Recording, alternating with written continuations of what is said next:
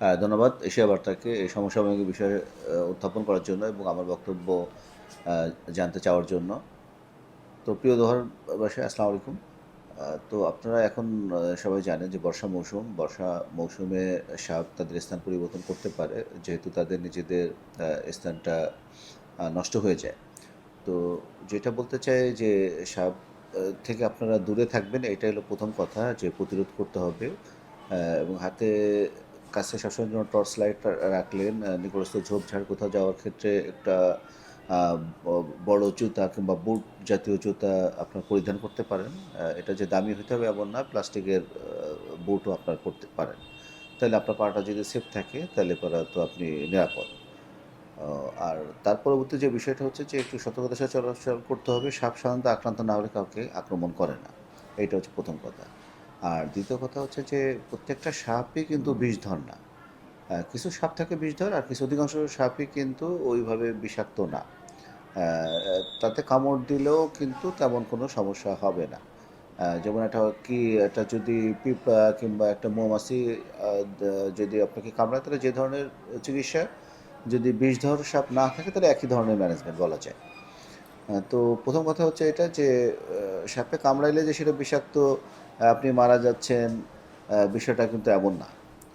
তো যেটা প্রথম কথা হচ্ছে, যদি সাপে আপনাকে কামড়ে ফেলে তাহলে আপনি আতঙ্কিত হবেন না, ধীরস্থির হবেন। যে সাপটা আপনাকে কামড়াইছে সাপটার চেহারাটা একটু খেয়াল করার চেষ্টা করেন। যদি মোবাইলে ধারণ করা সম্ভব হয় তাহলে খুবই ভালো হয়। আতঙ্কিত হবেন না আপনারা। ওই আক্রান্ত স্থানটা একটু পরিষ্কার করার চেষ্টা করবেন। আর যেটা হইলো যে ওটা শক্তভাবে বাঁধবেন না, কিংবা কোনো ওঝার কাছে কিংবা কোনো ঝাড়ফুঁক দেওয়ার জন্য কিংবা লবণের মাধ্যমে বিষ বের হয়ে যায় এই ধরনের প্রচেষ্টাকারী লোকের কাছে যাবেন না, কিংবা ওই আক্রান্ত স্থানটা কাটারও চেষ্টা করবেন না।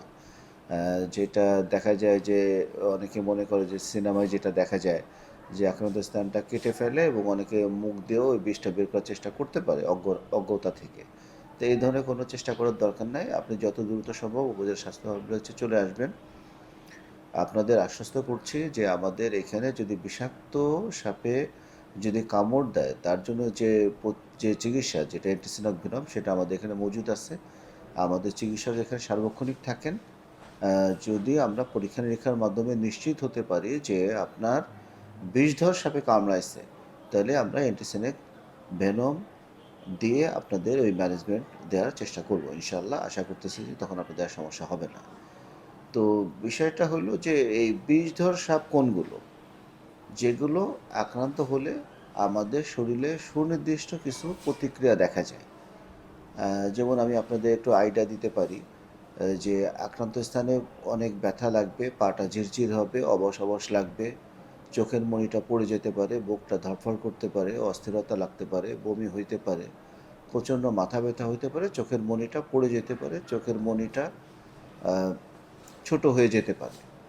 যদি এই ধরনের সুনির্দিষ্ট কিছু লক্ষণ থাকে, তখন আমরা যে চিকিৎসক আমরা এটা বুঝতে পারবো যে আপনাকে বিষধর সাপে কামড়াইছে কিনা। এবং আমাদের এখানে পরীক্ষা নিরীক্ষার ব্যবস্থা আছে।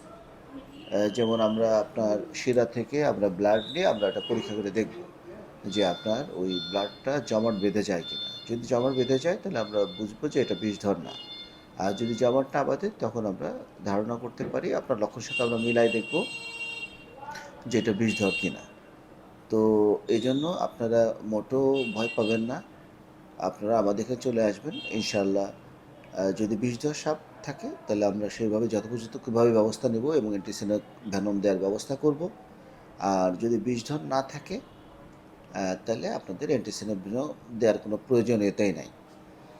তো সর্বোপরি আমি অ্যাজ এ হোল বলতে পারি যে বাংলাদেশের প্রেক্ষাপটে কিংবা আমরা দোহানবাবু প্রেক্ষাপটে যে আমরা বিবেচনা করি, যে অধিকাংশ ক্ষেত্রে কিন্তু বিষধর সাপ না। আপনার 60 থেকে 70 ভাগ কিংবা আরও বেশি ক্ষেত্রে কিন্তু আমরা দেখি যে এটা যেটা সাধারণ যে সাপ যেটা বলে যাদের বিষ থাকে না আর কি, সেই ধরনের সাপেই আক্রমণ করে।